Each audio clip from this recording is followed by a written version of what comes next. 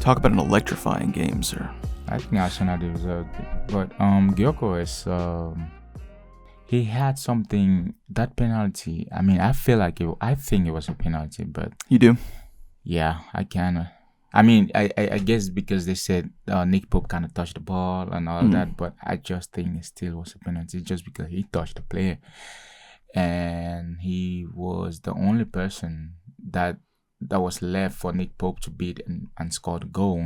And Yeah. I just think, yeah. I actually think that wasn't a penalty. You think it wasn't? I think that it was not a penalty, and I think that I understand totally why, watching it in real time, especially from the angle of the hard camera that the audience is watching, and I'd guarantee you that most spots in the stadium as well, Yeah. you look at it in real time and you go, that's absolutely a penalty. Yeah. Absolutely a penalty. Because he clears him out. Like, it's he makes contact with him. You can't take that away.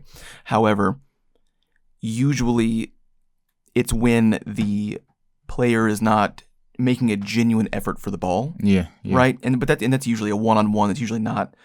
It's usually a runaway with the striker. Yeah. And a defender trying to chase him down. But I think that Nick Pope gets enough on the ball, and I think that it's intentional enough.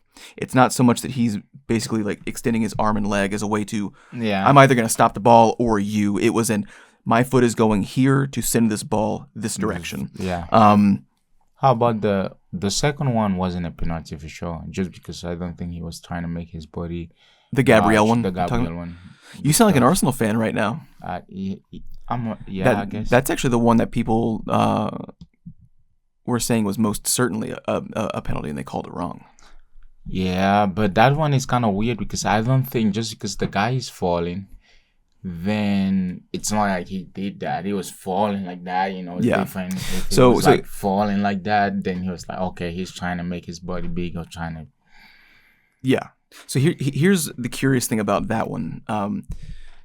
The rule book dictates that you have to have your body in a natural position for the handball to not count. Yes. It has to be either, the placement of the body part from the ball has to be so close that within time it's physically impossible for you to move, or it's in a natural position. Now, that is considered an unnatural position in the sport of football, soccer. Yeah. What's funny, though, and this is all I'm going to say, because I'm not actually saying that it shouldn't be a penalty. If you look at any other sport in the world that involves sliding, watch how most of their bodies work. The way that his arm went up, if you watch baseball especially, that arm goes up because that's helping you balance side to side while you're sliding.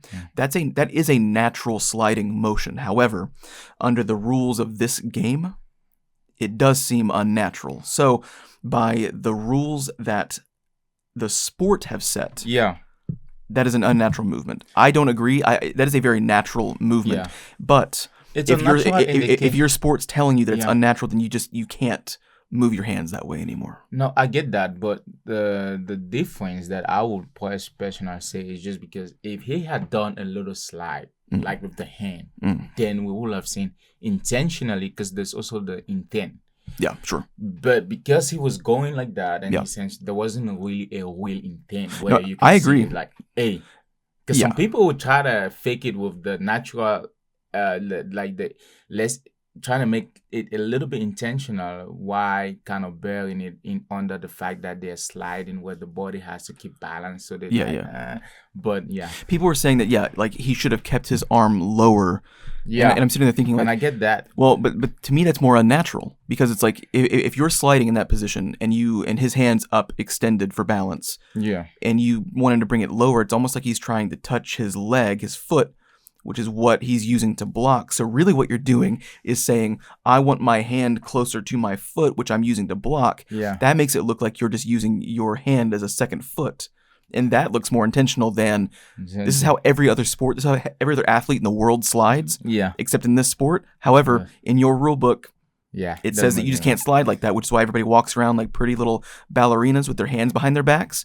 They look like a maitre d' at Golden Corral. Yeah. Like waiting to take somebody's trays away, because you're told like you can't have your hands out in an unnatural position. It's like you don't understand what a natural position is for an athlete, because you're using your hands for balance. Even in a sport that's dictated primarily by your legs. So you have a bunch of guys walking around completely upright, either hands in front of their crotch or holding their ass. They're, hello, sir. It's like they look like they're at Buckingham Palace, and it just so like that's not a natural position either, and you're actually hampering a lot of athletic movement that way. But overall, though, do you think Arsenal did a great job? I mean, they dominated the game for sure, but the fact that I feel like Nick Pope saved a lot. So A lot. Another thing.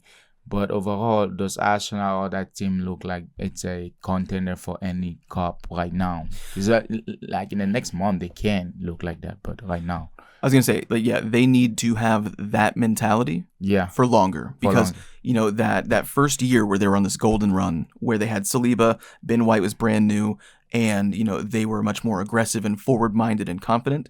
If they can resume a little bit more confidence like that.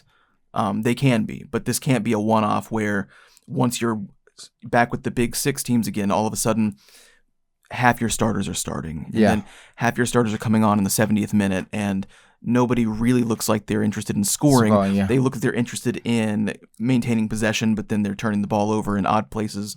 Not with that mentality, but you know, if they continue on a run of, because everyone says they deserved that win because they did not give up. Yeah. But that's dictated by not playing well enough initially. That's true. That you need that late goal. The point is that they got it.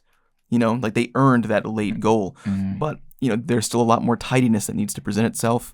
They're still far too concerned with getting put out of position despite still being caught out of position. Yeah. So, like, at that point, you know, I mean, I'm not saying that Liverpool, I think that it can come back and bite them in the ass because they are conceding a ton of goals, even if they're still the favorites. True. But they have that abandon of, you know, we're going for 3 points or we're going for 0 points. And I think, you know, there is a time and place to walk away with a draw. Yeah. But when you start almost every matchup, especially with somebody that you consider your equal, to just hoping for the draw, that dictates to me that you're not ready to be a champion, that you're not being taken seriously despite wanting to be taken seriously. So they need to have that the mentality that they brought with Newcastle. Yeah. If that can become the standard, then yes.